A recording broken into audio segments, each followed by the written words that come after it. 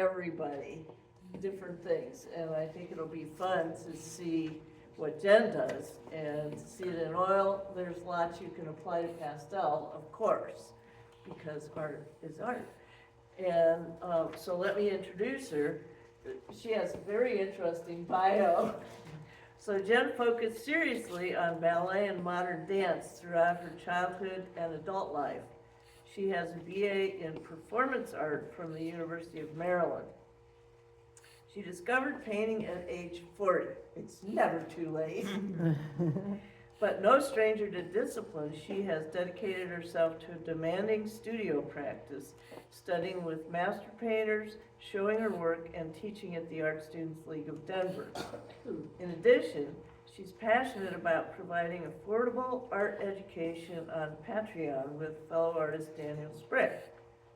Finally, she has won awards from the Portrait Society of America, Plein Air Salon, Modern Impressionist Magazine, and Oil Painters of America. Her work has been published in International Artist Magazine, Plein Air Magazine, American Art Collector, and Fine Art Connoisseur Magazine. So she's been hard at work since she decided to become a painter. So thank you very much for coming, and I'll enjoy the demo.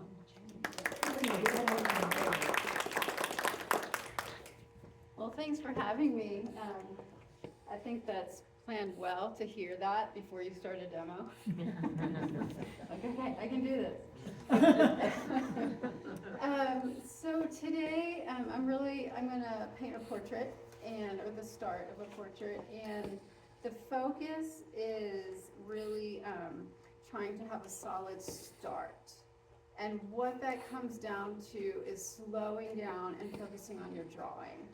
I think we have all been in that situation where you're excited to paint, you kind of rush through the early stage because you want to get going, but then you find the rest of your time you're sort of digging yourself out of this hole, right? So really just trying to slow down, and often for myself, like I need a little warm up, so even my first few lines I end up completely rubbing out. I hope someday that the work I did yesterday will warmed up for today. But I don't know, for some reason it seems that I usually need to warm up. So you're gonna see the start, definitely not focusing on color. That I think is also a really good way to sort of scaffold what you're focusing on, and you can always add the color, and I think this does apply to pastels as well, that you're getting your foundation, you're drawing there, and sort of just limiting what you have to think about. I do have some further along portraits over there, as well as some other work, but if you have a chance, there's 3 portraits over there, and they all started like this. So since you're not going to see the later stages, there's just some examples of where it goes. Okay, so if you can't see, I really do encourage you to get up and move around and do what you need to do, because obviously I'm going to be standing in a lot of your way, and I will do short little breaks here and there so you can come up a little closer, and feel free to take photos of the process. And so this is just a photo of my friend Sarah. Most of my models are friends that are generous and fun to work with. I could start my initial sketch with paint or charcoal. I sort of go back and forth between how I do it. I think I'm just going to do some charcoal lines and sort of see how that goes today, and yeah, we'll start from there. So the first thing, I always want to make sure that I place the head with enough space around it. Basically, my plan is to fit the whole portrait on, necessarily translating size to size with this, but this is just compressed charcoal, and yeah, I think I'm going to stick with this. Often I use vine charcoal, just a willow, just a really easy to remove substance. Hard to say completely accurate, but, you know, generally like this indent here that comes in is gonna line up with the eyes that go straight across. I'm definitely taking note that there's no angle or tilt to the face, that's pretty important. So, that all the features are going to be horizontal, and that makes my job a little bit easier. The nose, so, you know, kind of landmarks, things that I can latch on to for my drawing as I move forward. The nose is lined up with the peak or the apex of this cheekbone. So that's something to keep my eye on. They both kind of excel at the same spot.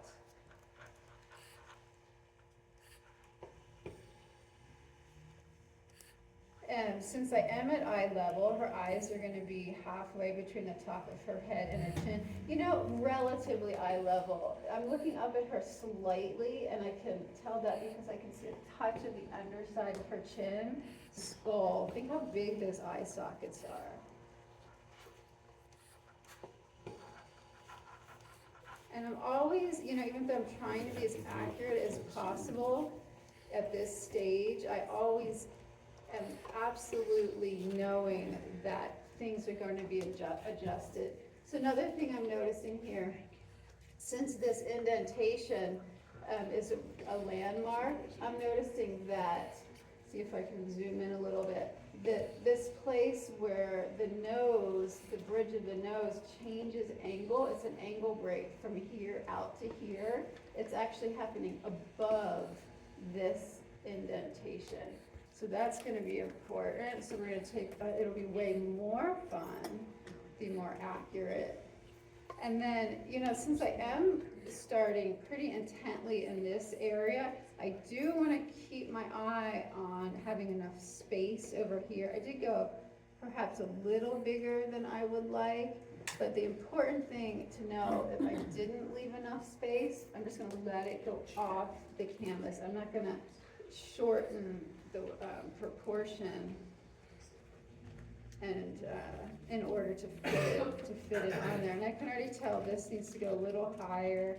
For some reason, we all have our ask questions and you come along.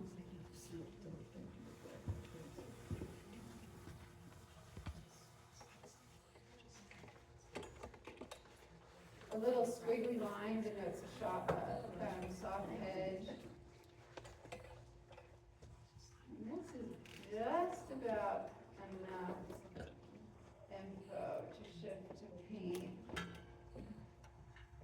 So her head is definitely gonna go off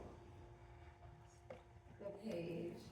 Yeah, we all have our tendencies, and mine is to get too big. I started recently painting on 6x8 panels to kind of force myself to be a little smaller, but not today. This is 8x10. 6 by 8 inches. Yeah. Yeah. And I use it for quick, for quick studies, or, even working from like 3 hours is pretty quick. So, I could keep checking my drawing. My nose might be a little bit long, but I'm going to move on to paint, and keep in mind that I can and will still make adjustments. So let's move, I'm going to move the nose up just a touch now, and the center line of the mouth. And I think that'll work.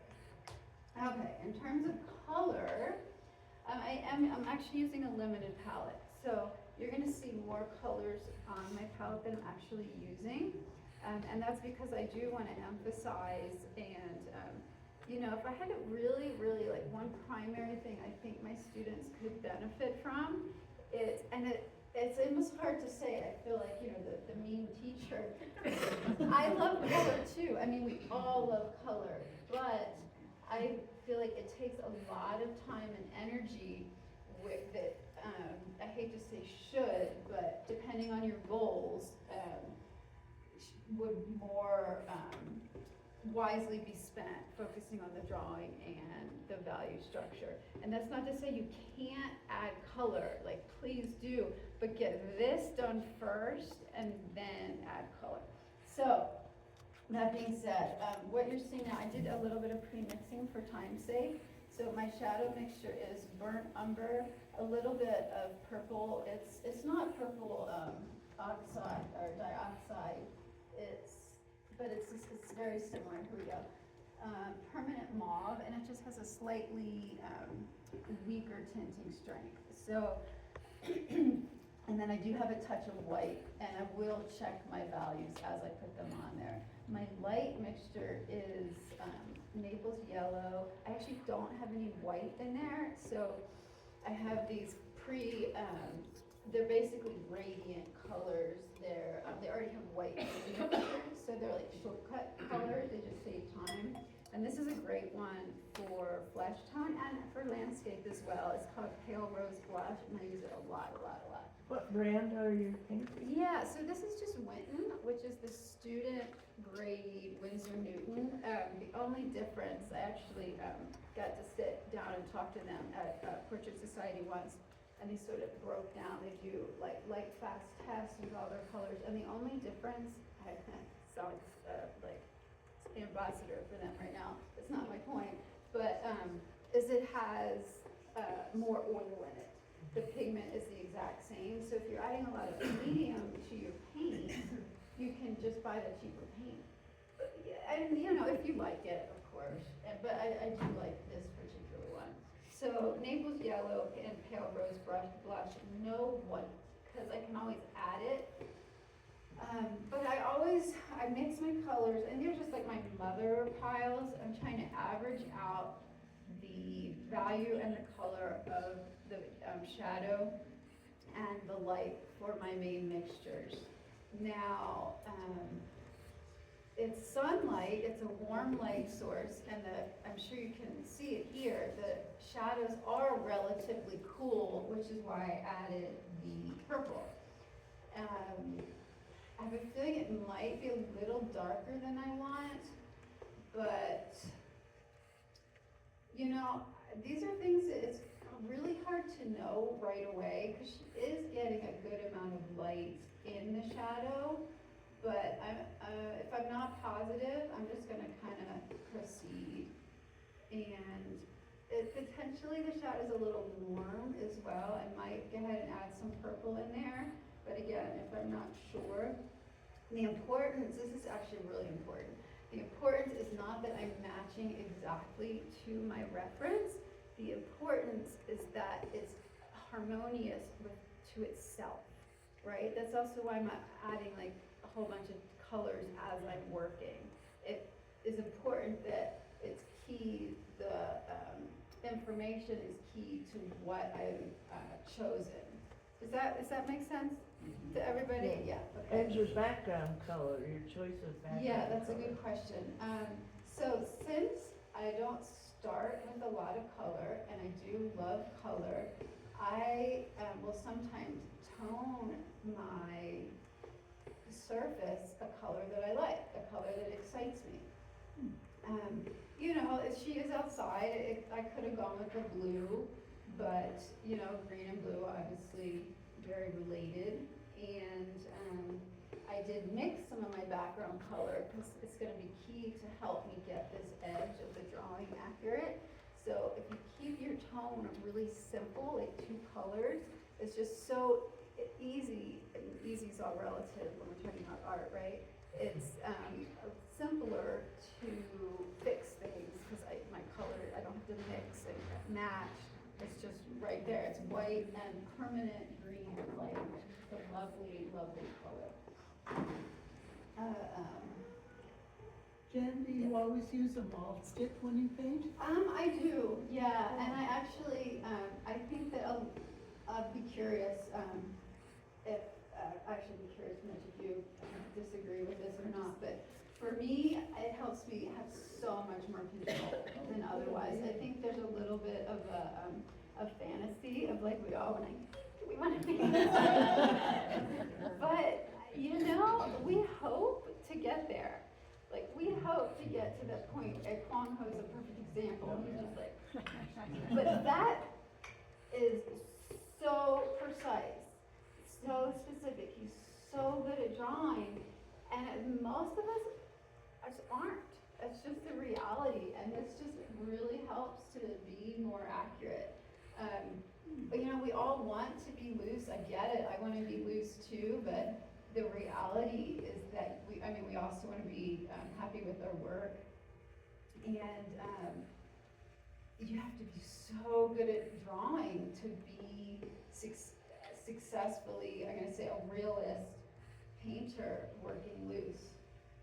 And I crave that too. And I do some sort of more like experimental work with oil paint sticks or palette knife, where I do get the pleasure of working a little more free. So this is important. See how I just drove right through that eye socket? I'm gonna do the same here. I'm gonna drive right over her mouth. And even though, you know, I did some drawing, it helped me to ideally get things relatively in the right place, but I'm still checking my drawing as I'm going. I'm not just trusting my initial drawing. And then I'm gonna keep these edges that I know are soft, I'm gonna soften them as I go. And I'm gonna ask you guys, once I have sort of this whole shadow shape in here, I'm gonna ask you why you think I softened edges as I went. But I'm paying really clear attention to where, you know, these angles, it's a zigzag, down, over, down, over, around, you know, that's where the drawing is. And since I mentioned staying off, where it needs to be, I love these little mini fan blenders. This is Da Vinci, and they're pretty cheap. It's like $6 or $7. And I'm gonna help soften edges that need to be soft. This needs to go over more. Excuse me.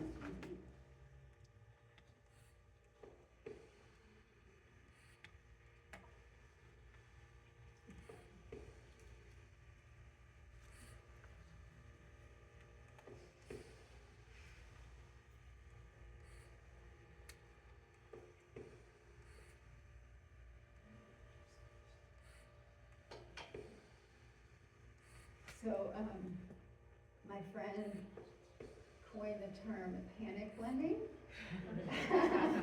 which I think is just brilliant, because we've all done it, we've all been there. But I want to emphasize the opposite of panic blending, where you're actually drawing. Okay, so right here, this mid-tone along her nose is, actually, I wouldn't even call it a mid-tone. It's like the shadow comes the whole way over, but there's reflected light on the edge of her nose. So what I'm gonna do to show that is I'm gonna use the same value, but I'm gonna paint thinner. I'm just not gonna put as much paint on there so that I don't completely lose my drawing. I can see the shape of her nose. Then it gets really dark down there, so I'm just gonna paint a little bit thicker. But, you know, it is warmer here, so it's pretty tempting to add some red into my mixture. And that's not to say that you absolutely can't, but another benefit of working this way, instead of piecemealing, instead of doing a brush stroke for every color I see, is that my shadows are gonna be harmonized. Right? Even if I never get to the nuances in the shadows, there's going to be, what I mean by harmonized is there's a relationship happening between the entire shadow shape. So I'm wiping off a little bit of paint to show that shape of the nose. So you can do quite a bit of drawing with one value just by the amount of pressure you put on the brush and the amount of paint. And really, I have a very simple goal here. simple to understand, not simple to do. And that goal is to have form before I even add any of the lights. Really, I didn't really want to get, that's just got a Gamsol in there, didn't really want to get into removing paint with the Gamsol, but I just didn't quite wipe it off my brush enough.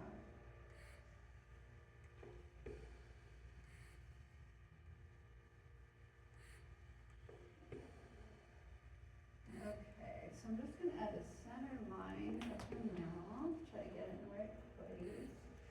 And so really great drawing tool, I'm sure that you guys know about plumb lines. So I want to check before I do the center of the mouth. I think it's very helpful to always find the center of the mouth and where it lines up depending on the angle of the face.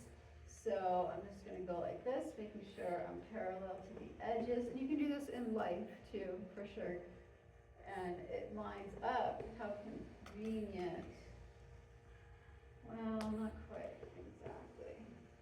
Almost exactly with that shift. Okay, so something is slightly off. So the question is, does this need to go this way or does this need to go this way? And I think this needs to go that way. Should have done it both. And I would say you can do the same thing with landscape if you're trying to be very accurate, right? A plumb line? Like, Yeah. oh, absolutely, absolutely. And you know, I think I draw or paint a lot of flowers too, and I think there's a lot of correlations with landscape and flowers that there's this, I mean, there's a reality that lightness isn't quite as important and you can get away with some, maybe potentially a little bit more. But, you know, the flowers are really, they're elegant and you chose to paint them for a reason. So as accurate as you can get to that specific flower, I would recommend, I think her chin is just a little short. Oh yeah, it's definitely too short. Okay, we're gonna just give a little more length in her chin. This is bottom lip, comes to about here, this comes to about here, this is sort of a break, comes over and down. And let's just get ahead and get one more.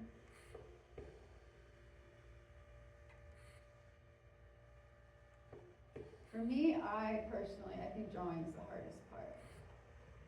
I hope that it someday starts to feel, actually, it has been starting to feel slightly easier, but, you know, I just think certain things come more natural to certain people, and it's so good to know that self-awareness piece.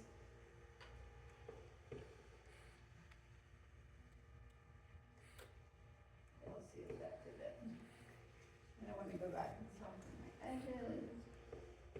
It's real soft right here. It's not going to be consistent. Touch soft here.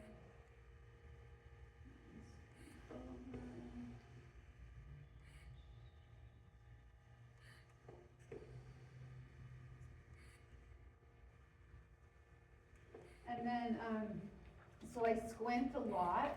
If you squint and look at this, it's going to show you what's in the light and what's in the shadow. And the upper lip is fairly dark. So I'm just going to lightly go ahead, and this is also going to help me to judge this amount of space.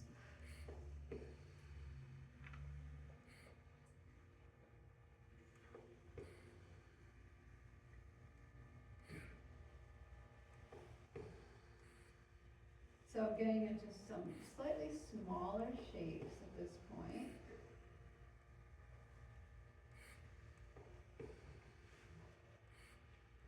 And this plane right here could definitely be a little bit of a trickster, but if I squint, it's absolutely in the shadow.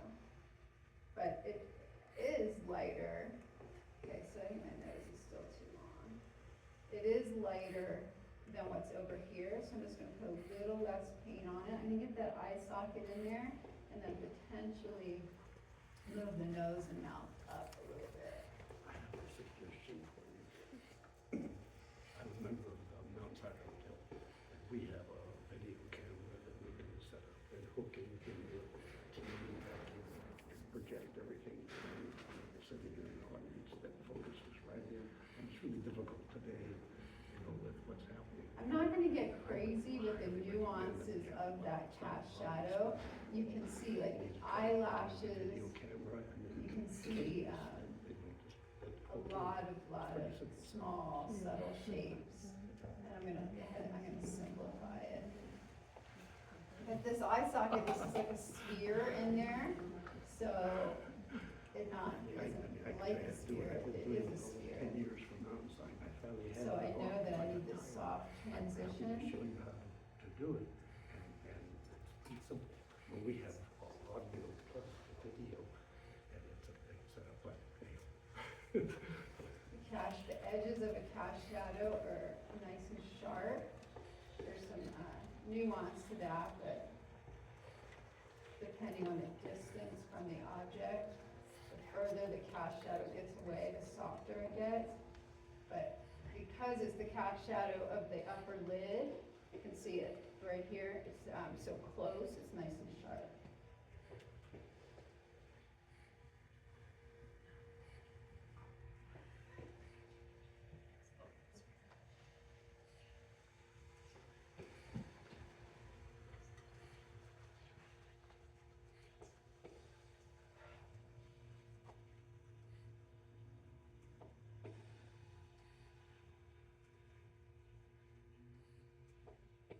Just gonna move that up a bit.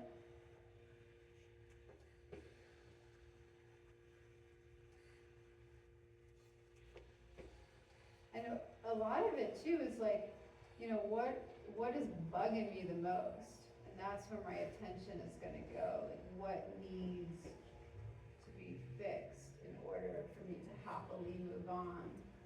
And I think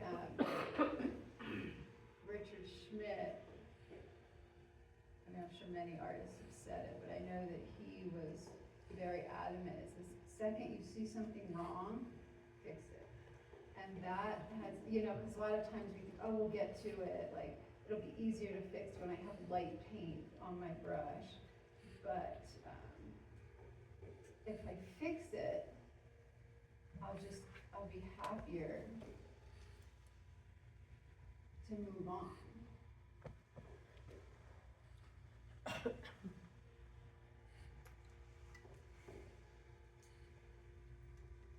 And I know at the end, once I get a little more information in, that this background color is gonna help me get more, again, to give me another chance to go over the edge of that drawing. What did you use for the background? That's permanent green light and titanium white. This is gonna be an extremely soft edge, potentially the softest edge in the whole painting, because it's the slowest turn. Do you guys know what I mean by that? Mm-hmm. It's basically, it turns over a lot amount of space, as opposed to the nose right there, it just is a quick flip of planes, so that's a sharper edge. Didn't really want the damn salt on there, but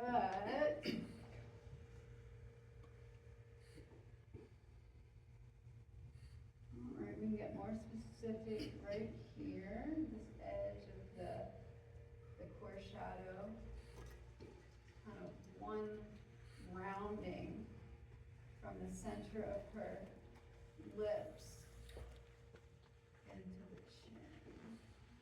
And the reality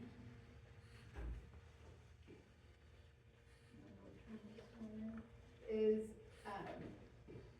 take as much time at this stage as you need.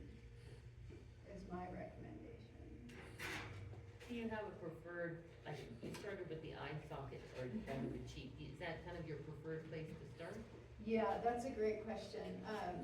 For me, yes, and the reason is if I can get this triangle of the eyes, who asked that? Oh, The eyes and the nose, if I can get this accurate, I can build out from there. If I, work really hard on the mouth, and then it's not exactly, I have to redo it and move it up. So it's sort of this triangle, and then I can, eyes and nose, yeah, do you do it that way too? I start nose. Oh, well, that makes sense, yeah, because then you're building from the center. Yeah, but I have a line for the eye, so you're Yeah, right, yeah. eye and nose. Trying to get everything like generally there, but, at some point, you do have to focus in a bit. Well, I still think this might be too long, but that's okay.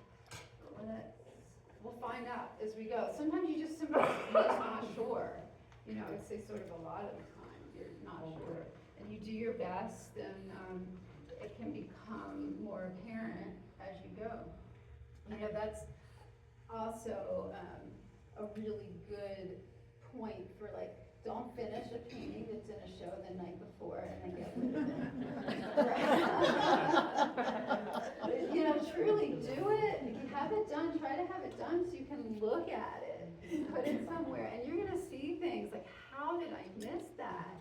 But it might be the next day. Could be a month from now, but you'll be so glad. Okay, so I'm just gonna do a thinner sort of wash for the hair.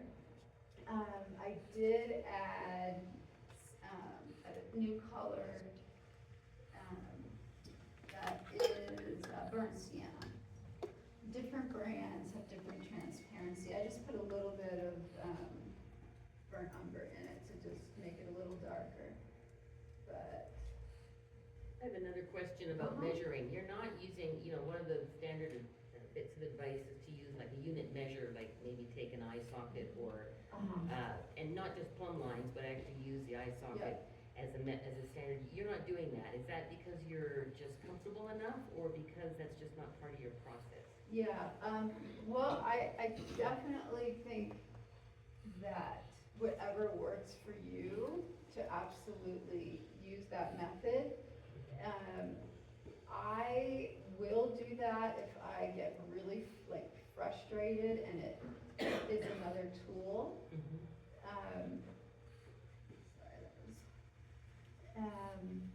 But it's not my go-to because I want to be able to see it. Working from life, doing portraiture from life, I think measurements, if you're trying to measure, who was that? Oh, that's me. If you're trying to measure an eye socket, from a model, it's just ridiculous. It's so hard. No, like the head to the body, I'd say that, I would use that more often. But, I don't know, it just, some things resonate more effective, some tools for some people. And I would say, if I was forced to give up one tool, that might be what it is. So this is definitely gonna go off. And then I know this is gonna get quite a bit darker.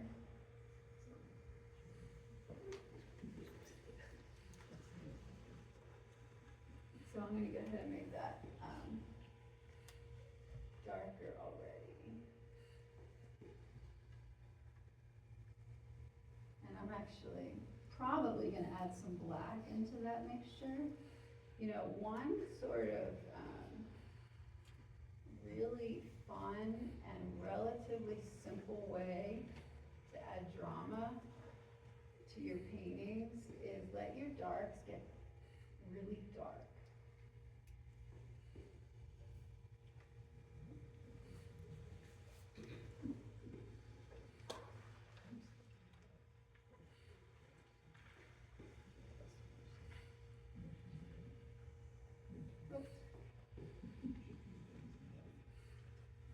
not a lot of light getting to the top of her head.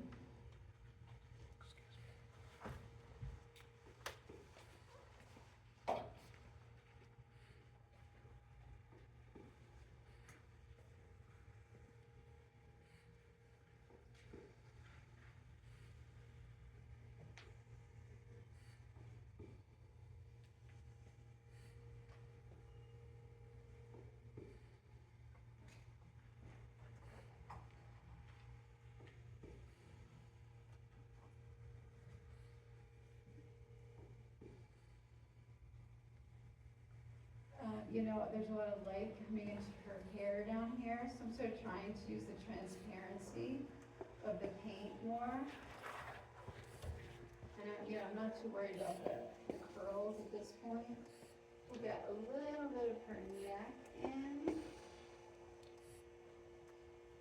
That's definitely gone too far because there's a nice light and on that area.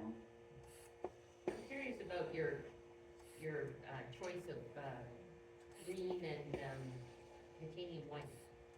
Was there a specific reason you chose that as sort of your starting background color? Oh, because I like those colors? Yeah, Works? yeah, I mean, honestly, it's pretty much that simple. Well, I noticed did, I think I forgot to mention, I did put a touch of the green, permanent green light in my light mixture, in the pink mixture, to neutralize it a little bit. And again, that's keeping it harmonious. So there's not an issue of warm and cool that you're thinking about if you like your darks are quite warm and your background's cool. And is that a factor in addition to liking the color, is that also a consideration? I think that's a good observation. Honestly, in this scenario, it wasn't. But, I am kind of noticing the relationship as I'm working, and if I really didn't like it, I might consider changing it. Okay, so I'm gonna start trying to decide. Let's go ahead and add the lights. I see that's too much of a curve. Let's fix that real quick.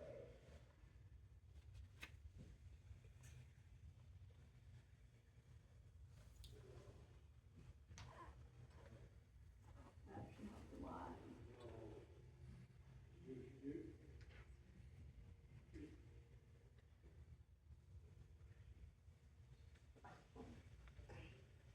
So I like to do something like walking the form to help me with distance, and this is actually a good response to your question about measuring.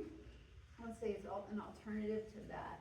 So essentially, if I have this eye socket the right size, so one sec, I need a touch more information there to make sure that I have given you an accurate example of what I'm talking about.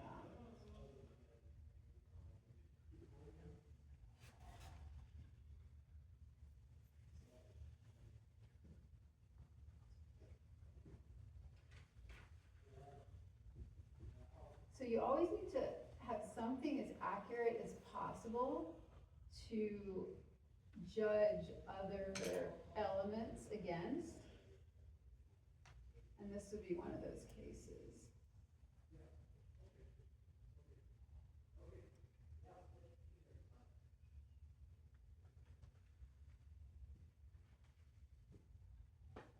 So I'm trying to get this eye socket the right width to show you what I'm talking about walking the form. Okay, we'll just say this should definitely be softer.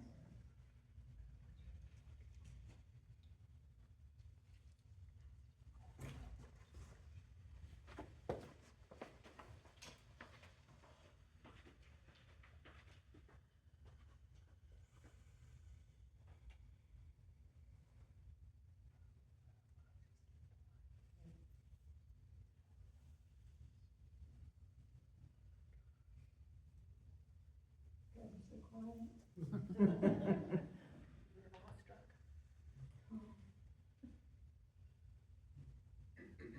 Do you let your darks dry before you apply your lights in this type of process, or do you go right into your lights? No, I definitely go right into my lights.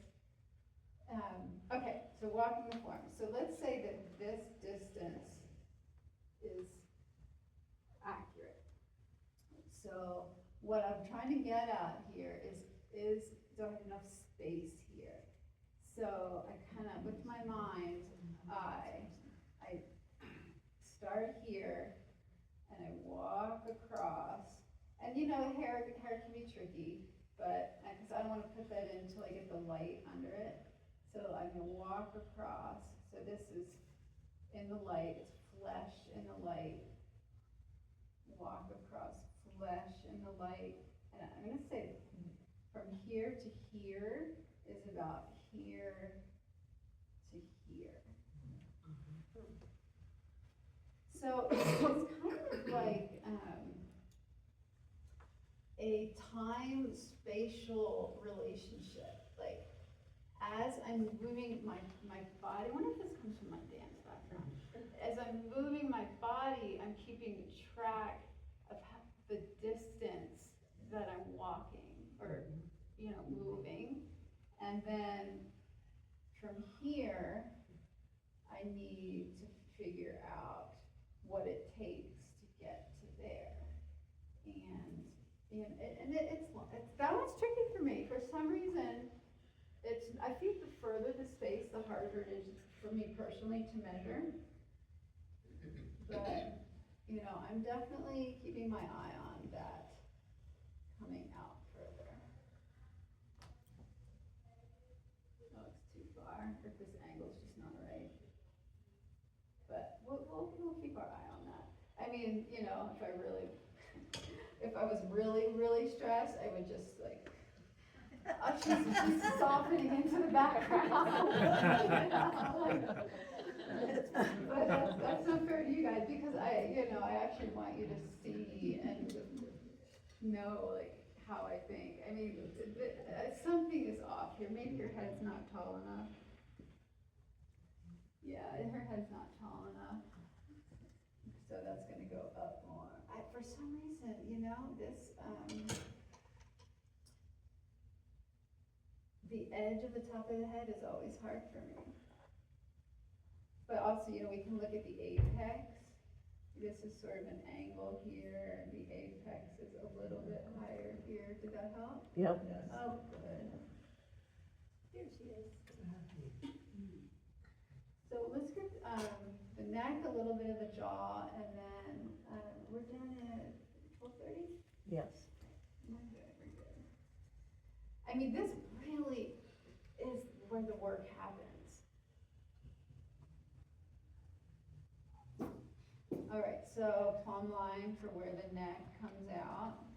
It lines up with the edge of her mouth, which I don't really have yet, and inside the tear duct of this eye. So that's probably about there. It looks like the mouth is relatively right. And there's definitely an angle to the neck. I'm gonna soften that edge.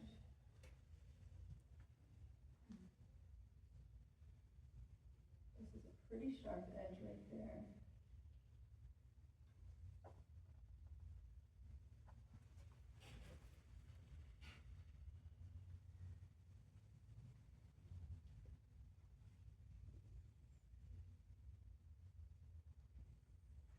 Really nice and dark right here. So I'm gonna put a lot of paint on there. And I can go back and darken these.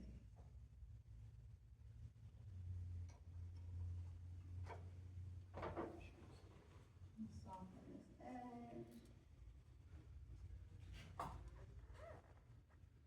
So there's a thing that Doug Dawson says about portraits that I think is good, is why it's important to be accurate in portraits is because in landscape, you know, if a tree's someplace different than the way you see it. Who cares? That could happen, but we're all so keyed into human form and human faces that if something's wrong, we know it.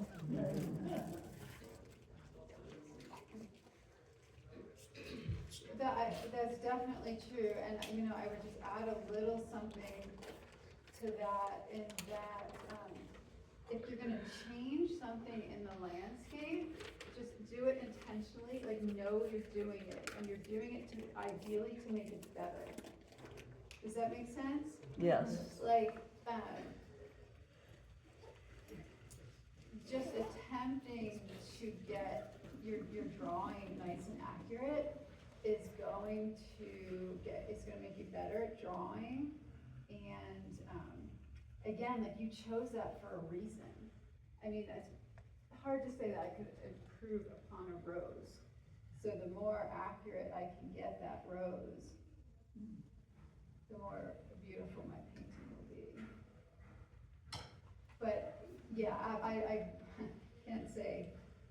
It's funny you said that when you did, because I was thinking along those lines, and I'm curious, Mitch, if you ever do this. I think when we are slightly looking up at someone, and you can see this area of the chin, and even just this angle, sometimes I will choose to flatten that out a little bit, because I think it can be just a little bit more flattering. Have you ever thought of that? Not really. But I'm going for flattery. I'm working on a piece right now, and it's a folklorical piece.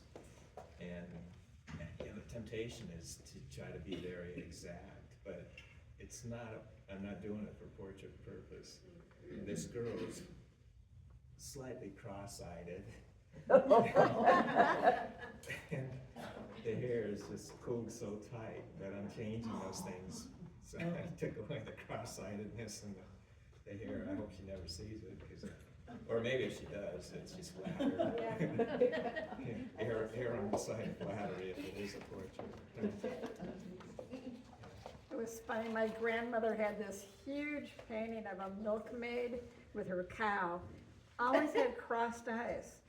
And as soon as she died and her kids got that painting, they had an artist come in and fix the eyes. It was so funny. There's a book out on facial expression, and I meant to read the whole thing, but I only read the introduction. But the introduction, because he said that the face is the most scrutinized territory on earth. That really made sense. So it's a good practice if you are trying to get more accurate with your drawing, work on faces.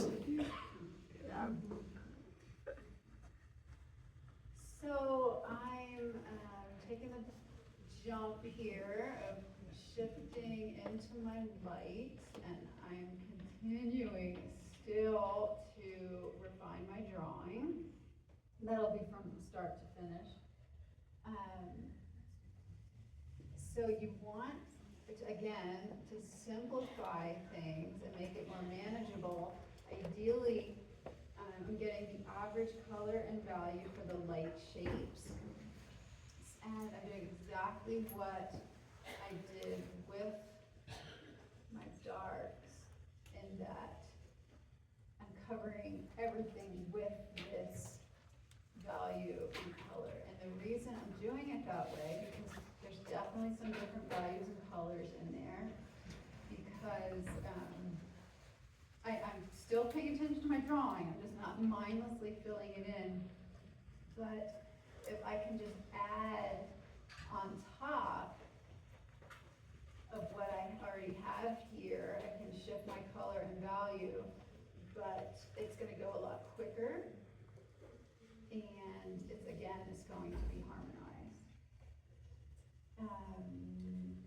I did leave, mostly I'm going right up against my shape. I did leave a little empty space here, because that's gonna be, I want that just to be a touch lighter, still in the shadow, But because it's such a kind of finicky area and I don't wanna put, light over dark or dark over light, I left it empty for now, but I'm not going to for very long at all.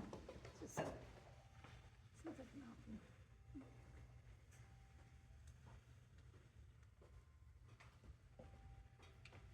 I'm just gonna go ahead and put that eyelid in there. But at this stage as well, I'm also noticing how pretty that pink is against the green. So, red and green complementary colors, so that's just something that I sort of take note of.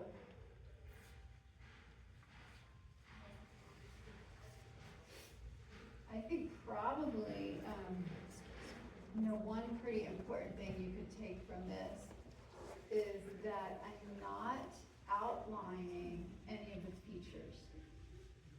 I'm trying to find the shape of the value, the shadow shape and the light shape. So I actually am gonna put this, going back to something's bugging you or something's not right, like fix it before you move on.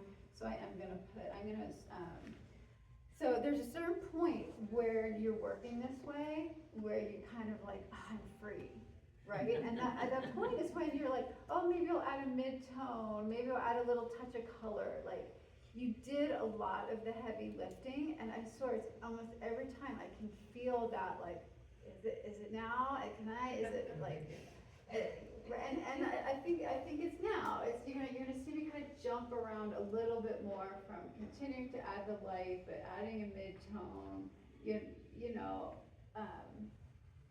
but I'm ready to do it now because I feel like the big shadow shapes are there enough that I've built my scaffolding. So for my mid-tone, I'm gonna go ahead and take my shadow, guess I could use a palette knife, but, and my light, and I guarantee you I will add, maybe not today because of time, but I would add some more exciting colors in the mid-tones because it's a really great place to have some fun with color, but just not there yet. And this might be a little bit light. I think it is. I'm gonna add a little more of my shadow color.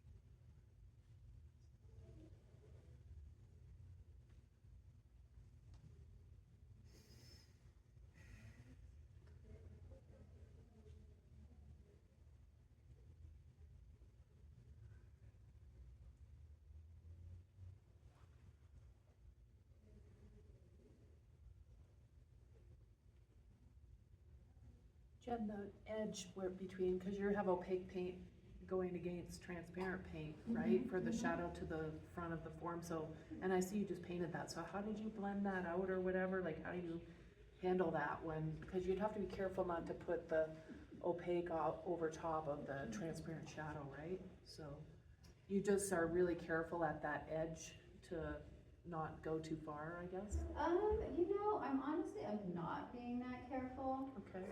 I'm not too worried about it because,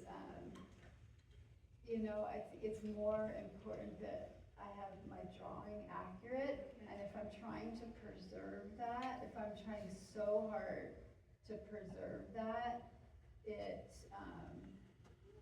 I won't always be able to correct my drawing. So pretty much at this point, I haven't.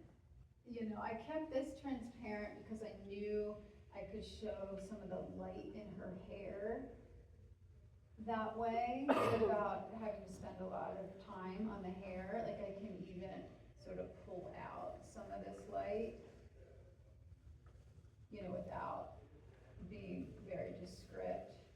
And I could even do that in the face, like, check this out, this is kind of cool. I wouldn't do this yet, but since we're talking about it, this is a skewer, like a shish kebab skewer.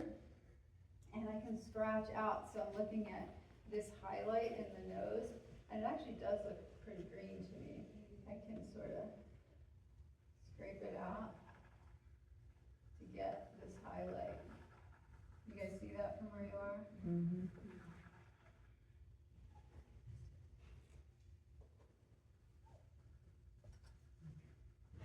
And it, might be more fun to actually add paint, but just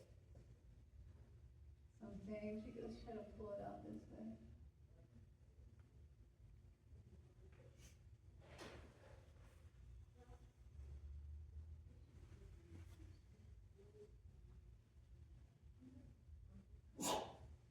Their nose needs to come back a little bit.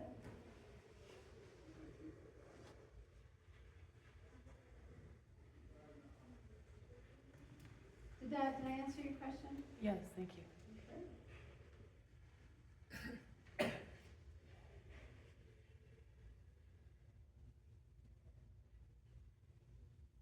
Don't really love that, how that went, so we're just gonna come back later if we have time. Okay, so that dark mid-tone, I'm gonna go ahead right here, and I'm, seeing a lot of purple in there, violet, so I'm gonna go ahead and, add a bit of more purple.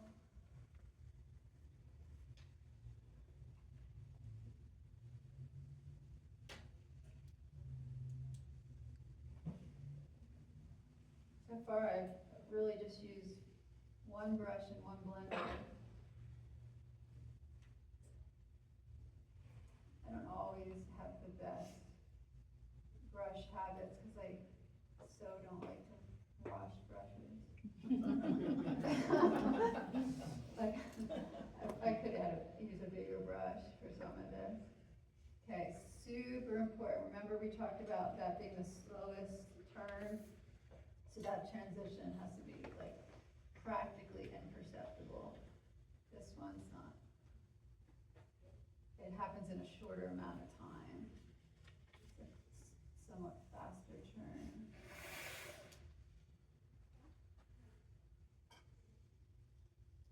But let's get some, okay, I will use a bigger brush. Let's get a little bit of paint there so I can soften that. And then, my light mixture is probably a little bit too light. So we're gonna make another mid-tone. Notice how I'm trying to keep my palette, organized. I put my light and shadows at the edges, and now I'm mixing my mid-tones in between. And I'm pretty, serious about this relatively limited palette thing. So what the tendency might be to add red. I have to add something darker because I want to darken it. I'm going with my burnt sienna to keep it within the colors that I decided to use, keep it harmonious. Really went with the orange because of her hair color. And it's always a question, is that too saturated? You're always assessing as you go.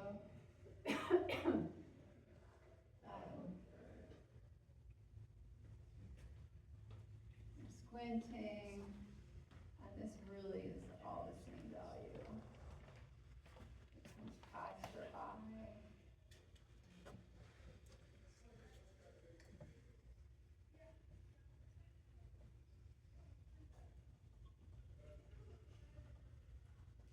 I'm absolutely drawing as I'm doing this. It's like, I'm studying her face. So let's get that transition onto the slightly bigger blender. And I'm going to just kind of even out some of the consistency of that paint. For now, I do like brush strokes and whatnot, but this transition is more important to me right now. And it is very easy to let your colors get a little bit muddy. We're going to transition too worried about that at this point because I know I can go back and clean up my colors, but I really do want a smooth transition.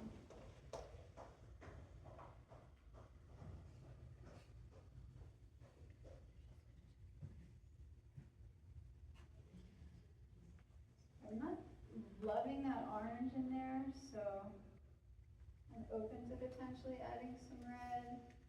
Jen, whenever you feel like it's a good time for you, if we could take a short break. And then come up and look, of course, I'm glad you reminded me of that.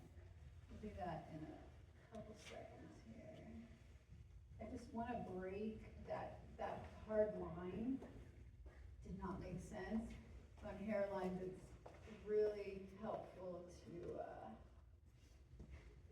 bring the flesh tone into your hairline at some areas.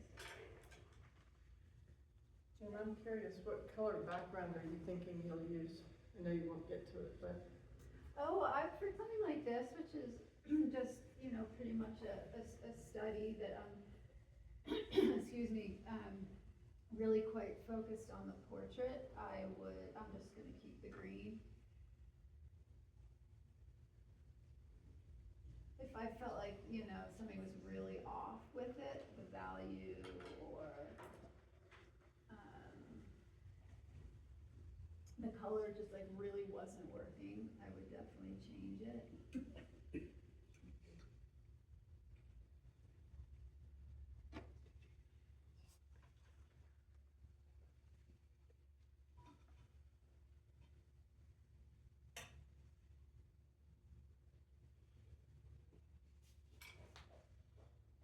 There is some warmth coming into that cast shadow. So I'm using the straight burnt sienna, and that's because it's a relatively dark color. So I can just keep it in that shadow shape, keep it in the right value. But shift the color a bit. Okay, why don't you guys, it's so hard for me to step away. Yeah, I Let's just transition a little more. Sorry. No, this is for you guys, not me.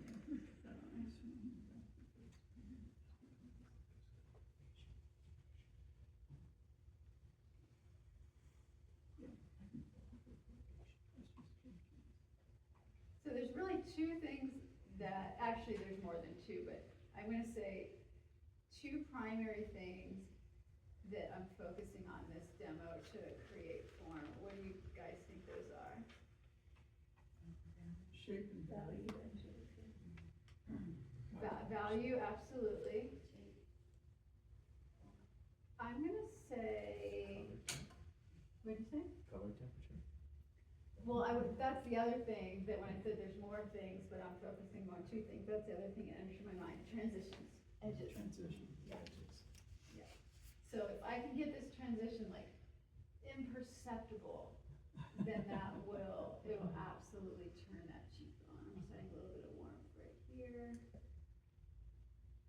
And what are you focusing on to turn the form? Are you focusing more on value and temperature, or? Yes, value and transitions.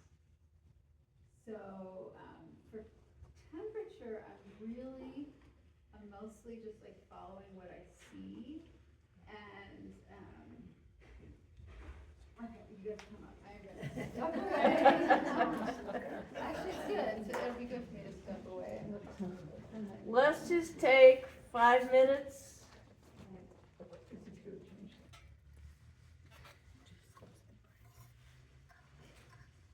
So I think the light, really did help, but it doesn't feel integrated.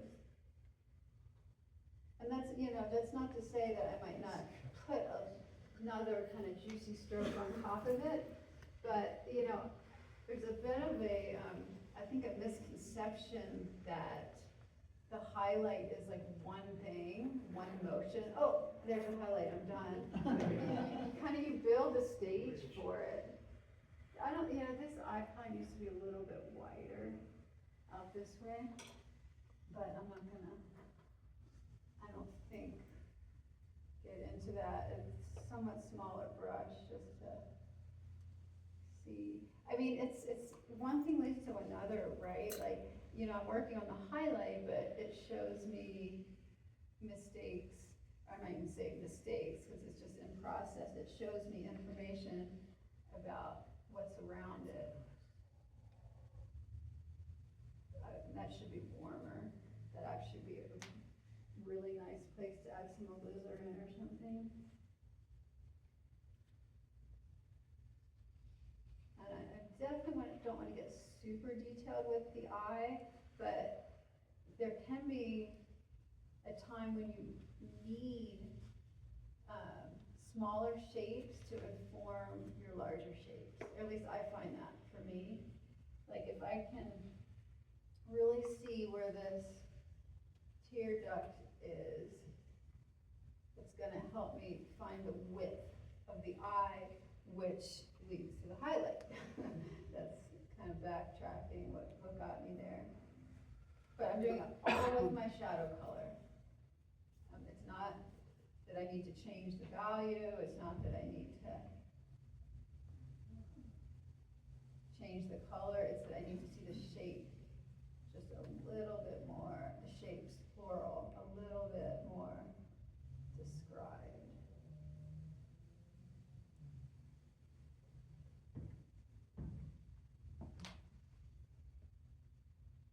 Did you want some warmth up in that turn from the eye crease?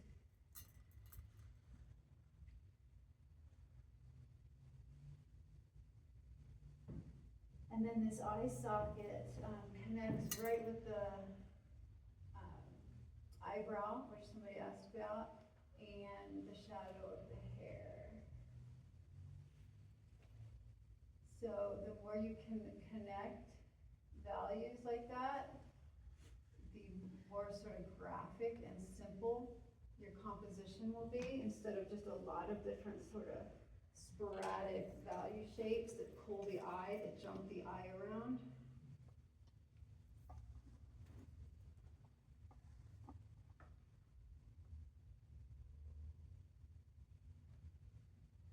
Okay, so all that to look at the cheek. Okay, so what's standing out to me now is this sharp edge right there that doesn't make sense.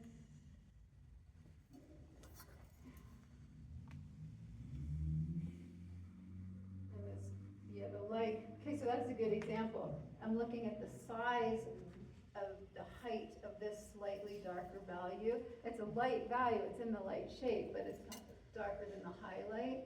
And that helps me decide, instead of just panic blending, helps me decide, am I gonna pull the light up, or am I gonna pull the, let's say, dark down? What do you guys think? Mhm. Yeah, pull the light up, because I think this is a little bit too big. Earlier, not to leave any loose strings, remember when I said I'm gonna let you guys tell me why I wanted to soften edges from the get-go, from the start, before I added any light at all, any light paint. Remember? What, any thoughts about why? Because your paint is very thin. What purpose would it serve to think about and work on edges from such an early stage? Well, it speaks to your comment about transitions, doesn't it? Exactly. Exactly. I'm gonna go a little wild with the green in here and see what happens. I like it. Also, if you soften an edge too much, you can always come in with your lighter colors, values, and correct, right? Absolutely, and I think that's a good point, because I've been talking a lot about softening edges, but sharp edges where they're happening are super, super important. Otherwise, your painting can kind of get like fuzzy looking.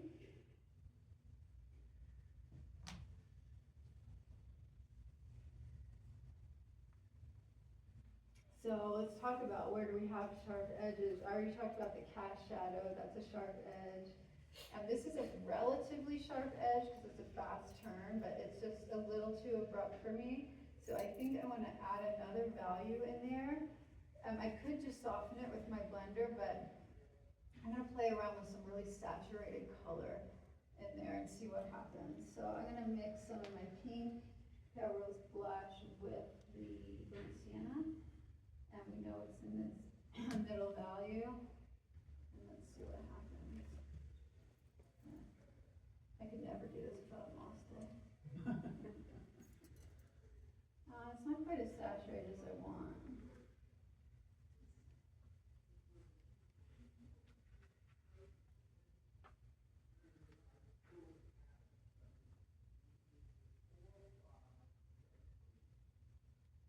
And I'm going way warmer.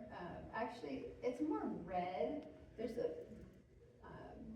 different colors along the way. It's cooler at the top and warmer at the bottom. And you probably can't even see what that did from back there, but I like it. And then it's cooler down here.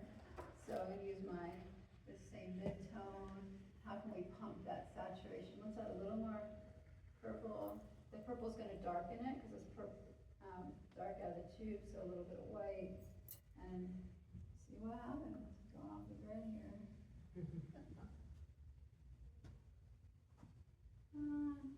Probably wasn't quite light enough. And I think these are the things that are just so fun to do. That's kind of experimental mindset of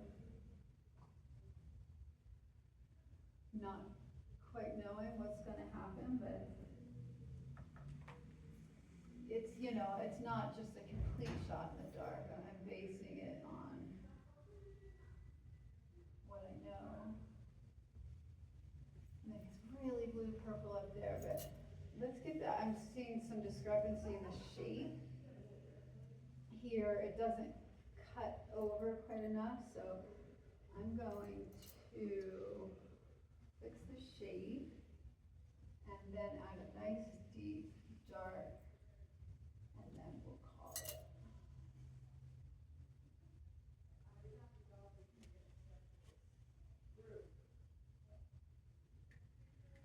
So essentially what I'm starting to get into here is adding a little bit of light in the shadow. And the fact that I already have the shadow value there means that I'm seeing everything in the correct context. So very common mistake is people's lights in their shadow are too light. But if you lay that shadow down first, it's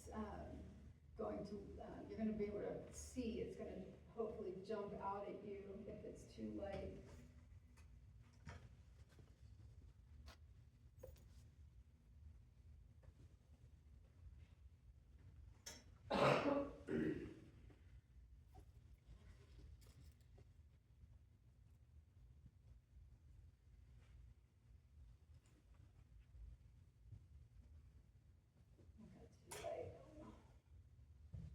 Mess it up in the last 2 seconds here. It's just too light. It's exactly what I'm talking about. Having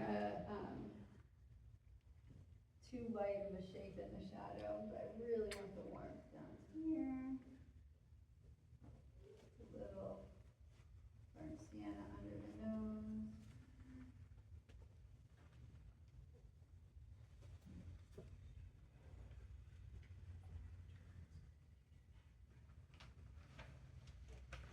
So the burnt sienna being so transparent, actually I'm not getting the coverage that I want in this light shade, or dark shade down here. So I'm going back to burnt umber. One dark stroke and we'll call it. So I just need to, I decided to work up to my lights, it's the highlights in some areas. You want to do the same with the darks. So I think the darkest dark is probably right in here. So I'm going to go just straight, pure burnt sienna, or burnt umber. And I can even see in my palette how much darker it is than my shadow pile.